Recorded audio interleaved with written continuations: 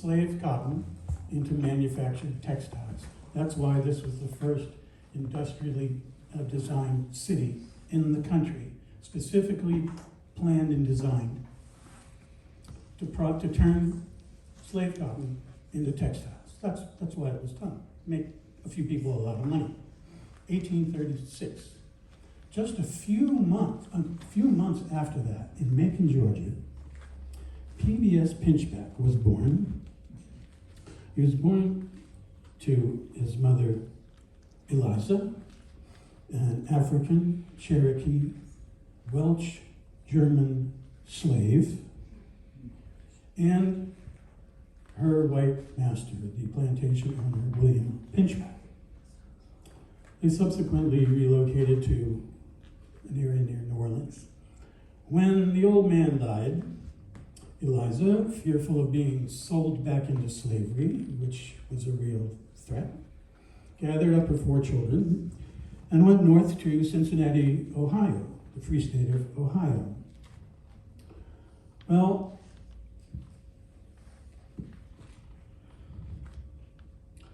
after a while, young Pinchback became a steward on one of the Mississippi gambling boats. And when the Civil War began, he took one of those boats and he ran the Confederate blockade back down to New Orleans, where he raised 2 colored regiments that fought for the Union Army. He was one of the very, very few commissioned black officers in the Union Army. After the war, he served in the Louisiana legislature and eventually became the first sworn-in African-American governor of any United States, of any state. First black governor of the states. Well, he also helped raise funds for the establishment of Southern University. He was among a group of people, I should say, who challenged in court the Louisiana segregated public transit laws. That legal challenge went to the Supreme Court and was negatively decided in the famous Plessy versus Ferguson decision. Reconstruction era was ending. Jim Crow and the Jim Crow violence was rising. So Pinchback relocated to Washington, D.C., and in his senior years found himself sharing the parental responsibilities of raising the young Jean Toomer. Toomer was a bright and apparently restless young man. He kicked around to a number of colleges in Wisconsin, also the Massachusetts College of Agriculture, which is still in Amherst, University of Chicago, and finally to New York University and City College of New York, where he was in the midst of the vortex, the creative vortex that we know as the Harlem Renaissance. His novel, Cain, was published in 1923. He became kind of instantly famous. And that novel, Cain, is the basis of the project that you're going to see. Bill's going to tell you a little more about that later. So here we are, 100 years later, in 2023, on the 14th of June, a little after 6 o'clock, sitting here together in this theater, which was once the train depot of the Boston and Maine Railroad that carried the wealth of that production of cotton into textiles, carried that wealth into the bank accounts of the Boston Brahmin. And here we are tonight. So, you know, some people, I've heard it said that history is a story written by the victors. I don't think that's true. I think that history is the constant unfolding of constant struggle. So, to unfold this a little more, here's Bill Lowe to tell us about Signifyin Natives.